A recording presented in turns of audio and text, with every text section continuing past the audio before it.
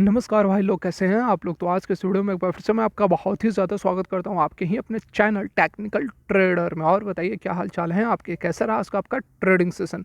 देखिए आज जिस तरह से मार्केट रही है इसके बारे में मैंने आप लोग को कल ही बता दिया था, जो मैंने वीडियो बनाई थी निफ्टी 50 को लेकर कि कल मतलब कि आज के डेट में आपको अच्छी तेज़ी देखने को मिलेगी। और साथ में यह भी बताया था कि जो इससे पहले जो करेक्शन हुई थी लगभग 1000 पॉइंट्स की, उसमें जो आपको लॉस हुआ है उसको रिकवर करने का आपको एक दो मौका और भी मिलेगा, ऐसा मैंने कल की वीडियो में बताया था। और आज आपने देखा होगा कि मार्केट अच्छी खासी तेज़ रही। एट परसेंट 1.5-2 बज रहे हैं और इसमें 160-70 पॉइंट्स ऊपर है निफ्टी 50। देखिए आज की इस वीडियो की यदि हम बात कर ले तो आज की इस वीडियो मेनली है रिलायंस कम्युनिकेशंस पर, अनिल अंबानी पर। एक बड़ी खबर निकल कर आ रही है चाइना की तरफ से, चाइना से रिलेटेड यह खबर है। तो क्या है यह खबर, सब कुछ जानने की कोशिश करेंगे इसी वीडियो में। और किस तरह का इम्पैक्ट पड़ेगा रिलायंस कम्युनिकेशंस पे यह भी जानेंगे। तो रिक्वेस्ट यही करना चाहूँगा कि यदि मेरा प्रयास आप लोगों को अच्छा लगता है, आप लोगों को अपडेटेड रखने की जो मेरी कोशिश, यदि आप लोग को अच्छी लगती है तो एक लाइक करके हमारा भी हौसला बढ़ाए ताकि और भी अच्छी वीडियोस आप लोग के लिए बना सके। तो चलिए वीडियो को आगे बढ़ाते हैं। तो यहाँ पर आप देख सकते हैं उस खबर के ऊपर हम आ गए हैं, टाइम्स ऑफ इंडिया पर हम हैं। और जो खबर यहाँ पर बड़ी खबर निकल कर आ रही है, आप देख सकते हैं कि Chinese banks to start enforcement action against Anil Ambani's world wide assets. देखिए यहाँ पर आप सभी जान रहे हैं कि जो रिलायंस कम्युनिकेशंस है, जो अनिल अंबानी की जो कंपनियां लगभग डिफ़ॉल्ट करार हो चुकी है। मतलब कि जितने भी कर्ज उन्होंने लिया था अब वो उसे नहीं चुका सकते, कंपनी दिवालिया घोषित हो गई है।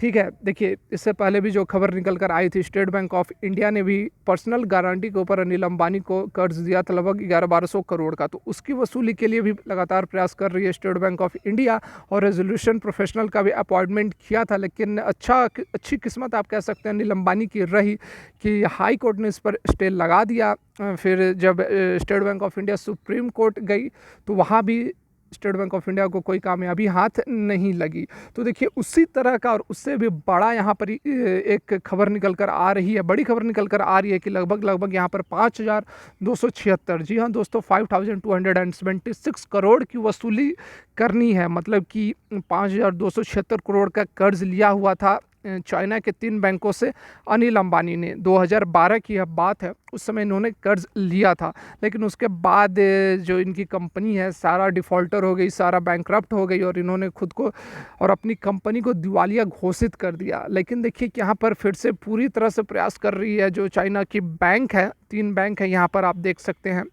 इन बैंकों ने पूरा प्रयास कर रही है कि किसी तरह करके जो इनका 5,500 करोड़ के आसपास का जो इन्होंने जो लोन दिया था उसको किसी तरह करके वसूली किया जाए अनिल अंबानी से। अभी इसके लिए इन्होंने वर्ल्ड वाइड मतलब विश्व में जितने भी एसेट्स हैं अनिल अंबानी के, उसको अब सीज करने का काम शुरू कर दिया है। तो देखिए जो खबर है डिटेल में मैं आप लोगों को समझा देता हूँ। देखिए यहाँ पर अनिल अंबानी की बात की जा रही है कि एक समय में वर्ल्ड के, इंडिया के नहीं, वर्ल्ड के 6th रिचेस्ट पर्सन थे। उन्हें ऑर्डर दिया गया है यूके की कोर्ट की तरफ से। 22 मई की यह बात है, इसी साल के 22 मई की बात है। उनको ऑर्डर दिया गया कि वह 5276 करोड़ का जो उन्होंने कर्ज लिया था उसको चुकाएं। और उसके साथ में लीगल कॉस्ट जो 7 करोड़ की है, मतलब कुल मिला के आपको 53,40 करोड़ के आसपास का टोटल रकम है, उसे चुकाने का आदेश दिया था यूके की एक कोर्ट ने। देखिए जो 3 बैंक्स यहाँ पर हैं उनमें आप देख सकते हैं कि industrial and commercial bank of China, export import bank of China and China development bank. देखिए इन 3 बैंकों ने मिलकर लगभग 5,500 करोड़ का कर्ज दिया था और उसको चुकाने के लिए अब यूके की एक कोर्ट ने ऑर्डर दिया है अनिल अंबानी को। देखिए यहाँ पर बैंकिन थैंकी जो कि बैंक्स को रिप्रेजेंट कर रहे हैं यूके की कोर्ट में, फ्राइडे मतलब कि लास्ट जो फ्राइडे गई उस दिन हियरिंग हुई थी। और उन्होंने कहा था, जो बैंक्स को रिप्रेजेंट कर रहे हैं उन्होंने कहा था कि अनिल अंबानी पूरी तरह से फाइट कर रहा है, मतलब कि टूथ एंड नेल, मतलब कि हर संभव प्रयास कर रहे हैं कि उन्हें बैंकों को एक भी रुपया देना ना पड़े। ये जो फ्राइडे को हियरिंग हुई उसके बाद बैंक्स ने अपना स्टेटमेंट दिया कि वह हर संभव प्रयास करेंगे जितने उनके पास हथियार हैं to intend pursue enforcement action and all available remedies against Ambani. देखिए यहाँ पे हर तरह का प्रयास करने वाली है जो चाइना की बैंक है अपने पैसे को निकालने के लिए। देखिए यहाँ पर यह भी कहा गया है कि जो चाइनीज़ बैंक है वह जो अपना इन्फोर्समेंट एक्शन करने वाली है वह इंडिया में नहीं करेगी, क्योंकि इंडिया में पहले से ही स्टेट बैंक ऑफ इंडिया जो है एसबीआई है वह पहले ही से वह वसूली करने में लगी हुई है, और दिल्ली हाई कोर्ट ने इस पर स्टे लगाया हुआ है, जैसा कि मैंने आप लोग को शुरू में ही बताया था। तो इंडिया को छोड़कर बाकी वर्ल्ड वाइड जितने भी एसेट्स हैं उन पर इन्फोर्समेंट का काम करने वाली है चाइनीज़ बैंक के।